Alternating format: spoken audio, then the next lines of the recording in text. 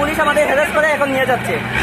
2005 সালে CG candidate qualify ওরা প্রথমে বলেছিল যে আমাদের সবাইকে একসাথে নিয়ে নেবে, কিন্তু আমাদের মানে ডেপুটি সিএম থেকে ইএম এবং ইএম থেকে ডেপুটি সিএম এটাই করছে। আলটিমেটলি আমাদের কিছুই হচ্ছে না, আমরা নিশ্চিত হতে পারছি না যে আমাদের জব হবে কিনা। যেখানে হাজার হাজার শূন্যপদ আছে, বাচ্চারা রাস্তা অবরোধ করছে শিক্ষকের জন্য, সেখানে আজ আমরা মানে রাস্তায়, আজ শিক্ষকের রাস্তায়, যারা পড়াবে তারাও রাস্তায়, আর যারা পড়বে তারাও রাস্তায়। এখন আমরা কি করবো?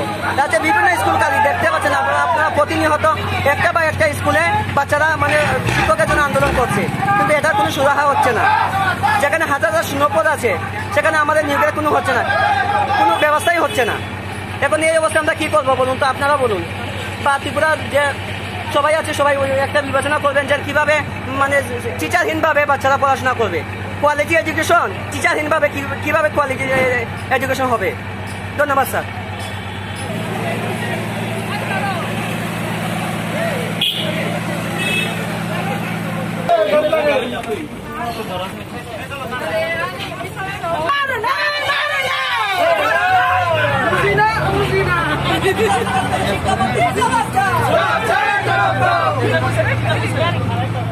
বলেছিল যে আমাদের সবাইকে একসাথে নিয়ে নেবে, কিন্তু আমাদের মানে ডেপুটি সিএম থেকে ইএম এবং ইএম থেকে ডেপুটি সিএম এটাই করছে।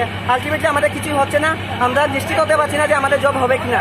যেখানে হাজার হাজার শূন্যপদ আছে, বাচ্চারা রাস্তা অবরোধ করছে শিক্ষকের জন্য, সেখানে আজ আমরা মানে রাস্তায়, আজ শিক্ষকের রাস্তায়, যারা পড়াবে তারাও রাস্তায়, আর যারা পড়বে তারাও রাস্তায়।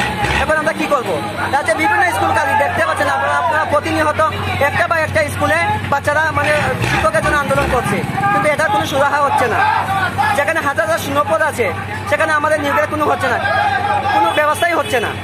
এখন এই অবস্থা আমরা কি করবো বলুন তো, আপনারা বলুন। বা ত্রিপুরার যে সবাই আছে সবাই ওই একটা বিবেচনা করবেন যে কিভাবে মানে টিচারহীনভাবে বাচ্চারা পড়াশোনা করবে। কোয়ালিটি এডুকেশন টিচারহীনভাবে কিভাবে কোয়ালিটি এডুকেশন হবে? ধন্যবাদ স্যার।